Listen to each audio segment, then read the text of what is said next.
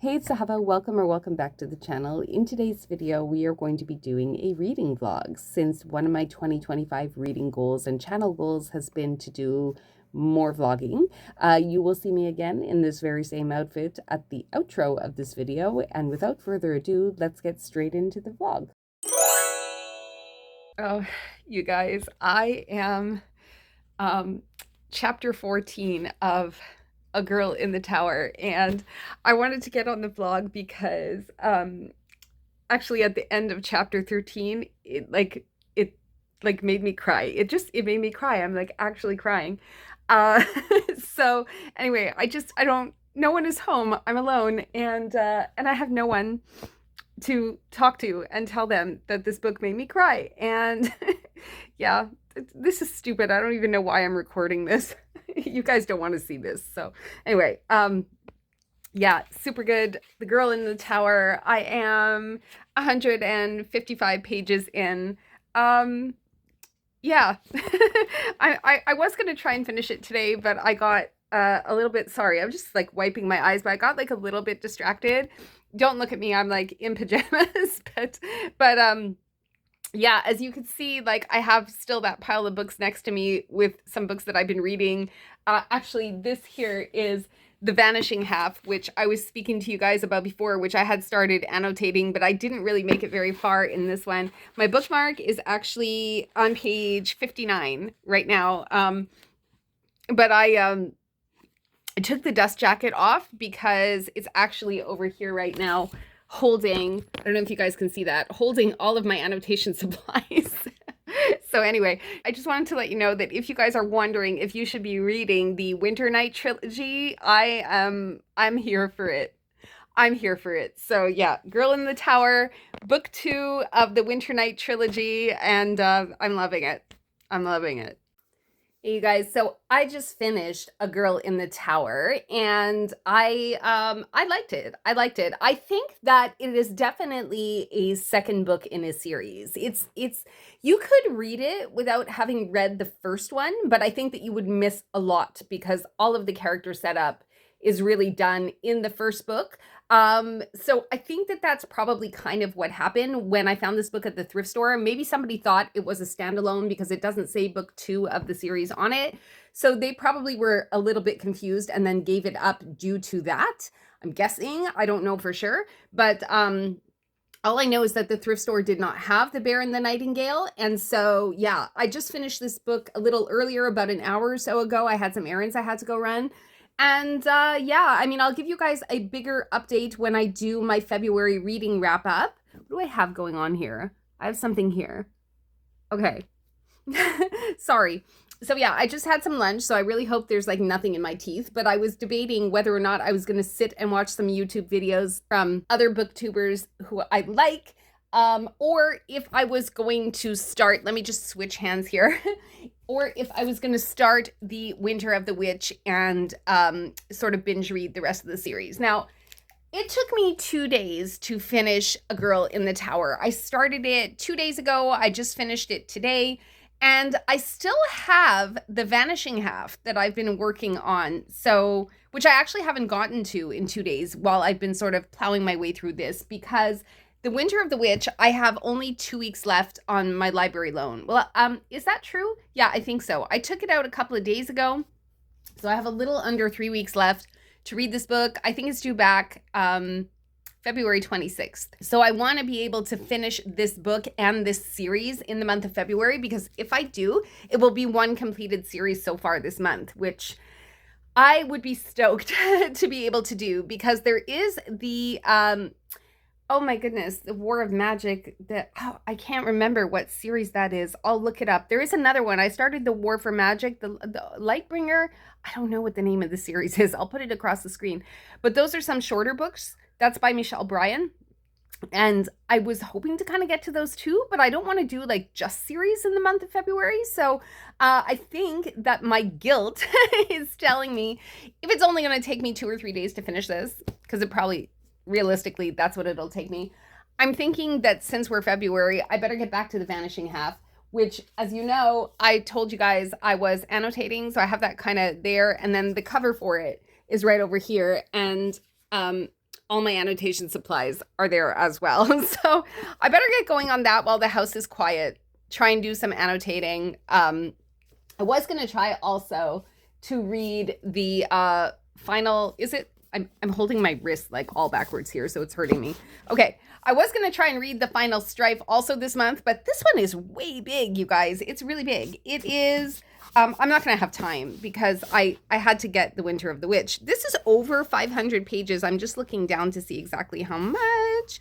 Okay, let me see. These are the acknowledgments. There's a glossary, so we won't count that. Okay, so the book is just under 600 pages. It's 577 pages. So to try and read this book this month is really ambitious. I'm going to have to probably go for this book. It's the first of two. I think it's a duology. There might be another one. No, it's a trilogy. It's the first of a trilogy.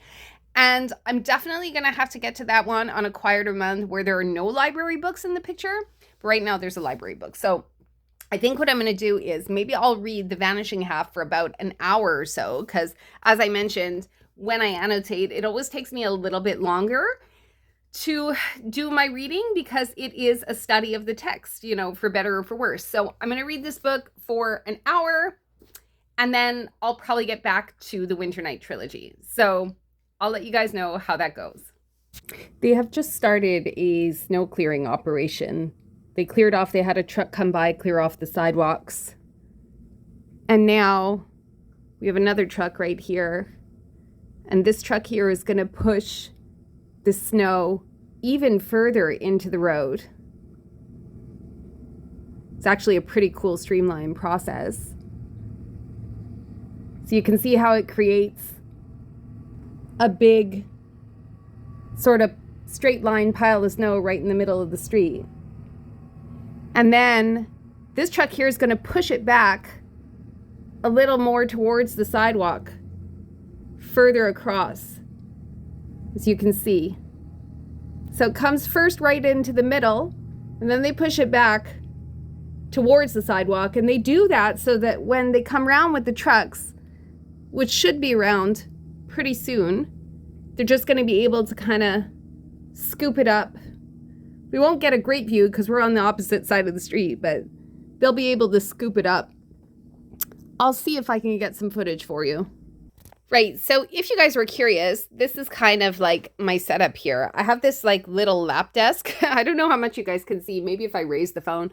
I have this lap desk. I have my book. And then these are all my annotation supplies, which I will be using. I don't really have a ruler, but if you guys were curious to see what my annotation looks like, and you don't mind the shakiness of the camera. So what I do basically is I will have like a little bit of a key. So in this case, I have one for powerful writing, one for when I find things relatable, one when I'm in the fields, and a darker green one for when I find things that are interesting or just miscellaneous. And so, as I said, I haven't gotten super far into the book, but, you know, it's that kind of thing that I will, you know, I just put like little notes, and you can see that the font is pretty big on this one. So if I didn't stop every 2 seconds to highlight something, I probably would have gotten like much further into the book than I have. There's certain parts that I found, you know, just very moving, and I wanted to keep note of those. And sometimes I'll find, I just highlight, and I think there was a page where I had like a big post-it note. I don't know what happened to that. It was, there we go. What does it say here? Oh, okay. It says, sorry, I lost the page there. It says, it's hard to imagine that this kind of nonsensical violence could be real enough that the author chose to write it into the novel. It's positively ghastly, and the author is so good at her prose that I can completely visualize everything that's happening in the scene. It's horrid. So if you were ever wondering like how it is that I do my annotations, sometimes I will read things and it will just absolutely shock me. And I will say to myself, okay, like that is a post-it moment. That needs a little bit of extra extra writing space because I just can't write it into the text itself because I had just so much to say. So I don't know if you guys are book annotators as well. I don't annotate all of my books, obviously. Some of them come from the library, and then others I resell or just am not moved to write in. But this one I happen to be. I think I was a couple of pages in before already I found something that triggered me or stuck with me, or whatever it was. So I think the books that I annotate tend to kind of choose themselves, if you know what I mean. So here it comes. This one here is going to triple clean the sidewalk.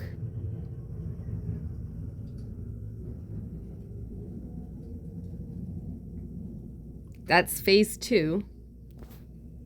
I live right under a flight path, you guys. If you guys are new here and didn't know that, that's just some trivia.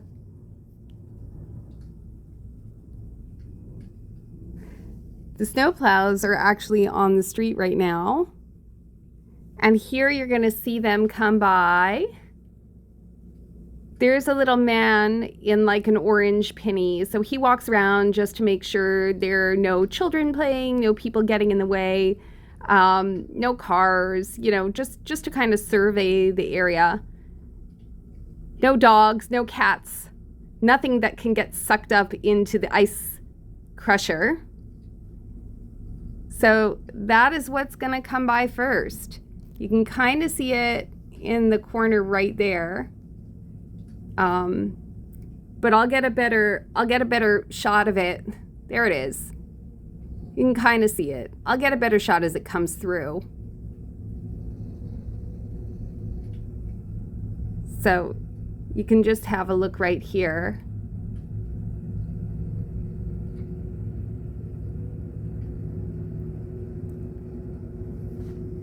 That machine right there eats up that big line of snow and blows that line of snow, I don't know how well you guys can see it, into this truck right here. So they drive by on the street tandem-like, and it picks up the snow in that spirally mouth thing, and it throws it down right there into those trucks. And then we've got a clear street. That there's a supervisor, and they are taking down the temporary no parking signs so that now when people come home, they're able to park. And that's it. That is the second side of the street, and the snow is clear. So I just had to cancel 2 of my library holds because 2 more came in and I just don't have time to read them. It was The Midnight Library and The Black Tongue Thief. And I do have Daughter's War, which is the second in that duology, and I really wanted to read The Black Tongue Thief. And the problem with putting holds on library books is that you never know when they're going to turn up and when they're going to come in. And right now I'm still reading The Winter of the Witch. And if those 2 other library books came in at once, I would feel obligated to read them. And it's just not, I don't know if putting books on hold on the library is actually working for me, because then the books come in and then all my reading plans are shot. They're like completely shot. So now I had to cancel those holds, which really sucks, because if one book had come in, I don't know, I could have finished The Winter of the Witch maybe in 2 or 3 days. But then all of the rest of my plans or tackling my physical TBR just would not have been possible. So I think that I have to sort of work out how to integrate the library books better into my reading schedule, because they're coming in and I'm finding myself like having to cancel them right now. So it's not great. Yeah. So now, like, I originally had like 4 holds, and now I've canceled 2 just now this morning. So I still have 2, and I may end up having to cancel those as well. It's just very, very frustrating. Hey guys, so as you could probably tell, we are no longer at home. I am actually in a hotel in Frankfurt as we speak, and I'm having a little trouble sleeping. So I thought that I would get up and read. And I had been reading the reading list by Saranisha Adams, who is a half Indian, half British UK citizen who has written this book about two people who find a reading list in a library and share a bond based on that list of random books that has been found inside of a book that someone has left behind. And I'm not going to spend too much time talking about this book only because I DNF'd it at 50 pages in. 50 pages in, I think. And that is because I don't know, like the writing just really was not engaging. It really to me was kind of bad. The characters were flat. There were no high stakes. It just didn't feel to me like a believable storyline, and I was just really not having a good time. Sadly, this book, for reasons that I can never understand, has over 4 stars of a rating on Goodreads, but it's just not talking to me. So me and 975 other people that have rated this book, or have tried to get through it, or have made it through it and just didn't like it, are like the only people that have given this book 1 star.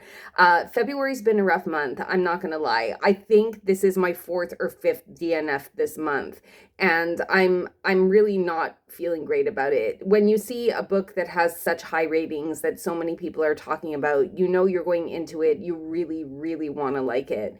And when you don't, it's like I just want to like see if I can find reasons like to show you. Anyway, I mean, I DNF'd this book largely because I didn't like the writing. I didn't like the combination of the fact that the author seemed to want to write some nice literary prose, but then she would intersperse that with woke vocabulary and just like colloquialisms of like youth. And I didn't really like the way that that juxtaposition was happening in the novel. Also, there was a lot of telling and not showing. So it really felt like a very didactic experience for me. And when you have a teenager, such as the case of Alicia, who this book is sort of centered around, she's one of the main characters.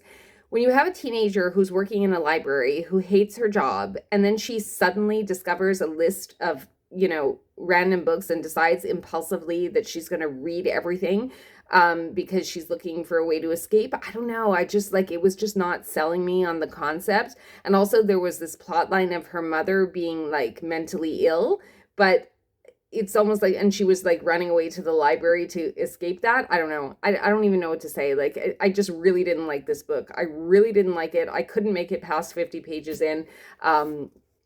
I don't know. You might have read it and you might have really enjoyed it. Let me know in the comments. And I'm actually going to unhaul this book and give it to somebody who's going to appreciate it a lot more. So it really didn't work for me for reasons that I'm finding extremely hard to articulate. Anyway, I did then bring with me also on my travels Piranesi, just because it is a small enough book that it's easy to travel with.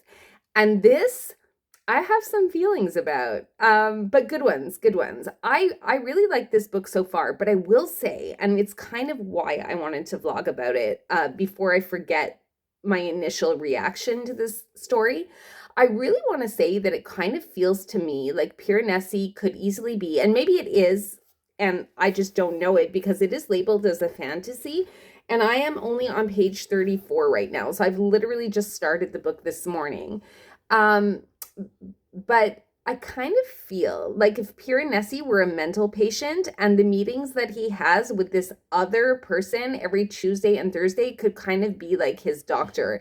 And this house that he's supposedly going to and fro in, throughout the whole thing of the novel, to me kind of reads like it could be a mental institution, and like he doesn't go down into the basement and there's all these rooms and hallways and there's the grass outside and the sky outside, and like it kind of feels to me like Piranesi, who doesn't remember who he was before he's in the current state that he's in the novel, it kind of feels to me like he could be a mental patient and that he's just living this kind of delusion. So if you guys have read this book, I mean, don't ruin it for me in the comments, but let me know if you kind of see where I'm going with this. Probably by the time this book is, or this video goes up, I will have finished the book. So I will know for sure if my suspicions are right or wrong, but I just thought that it was kind of an interesting comparison because that's right away, even 30 pages in, exactly what I was thinking of.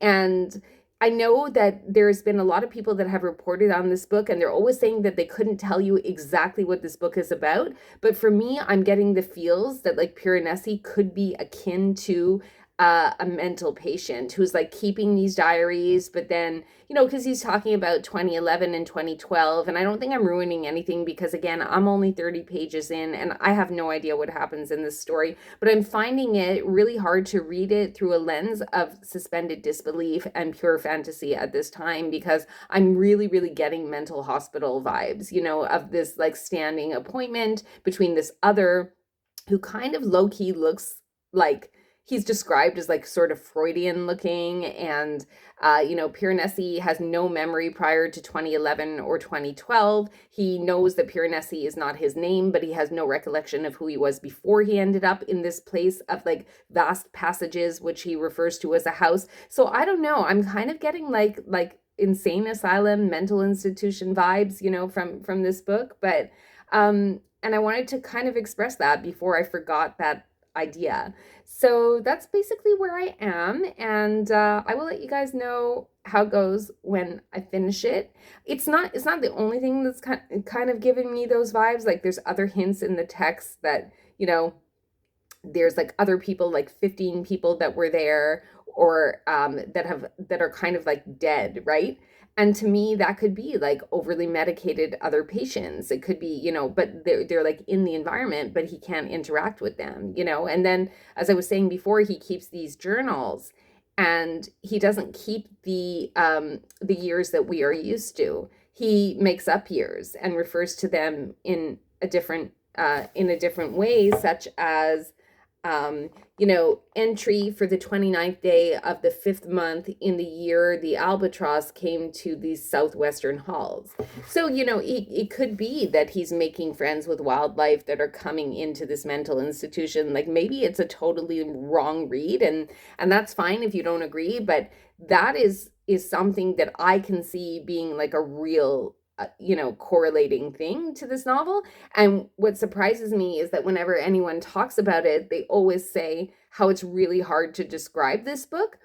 But in the first 30 pages, those are the vibes that I'm getting. So I don't know, maybe it's me, maybe I'm just like crazy myself, or I'm all alone, but I would be curious to know your guys' thoughts on my take of it, if you guys have read this book or not. So just let me know. All right, so I'm going to get back to it and see where it goes.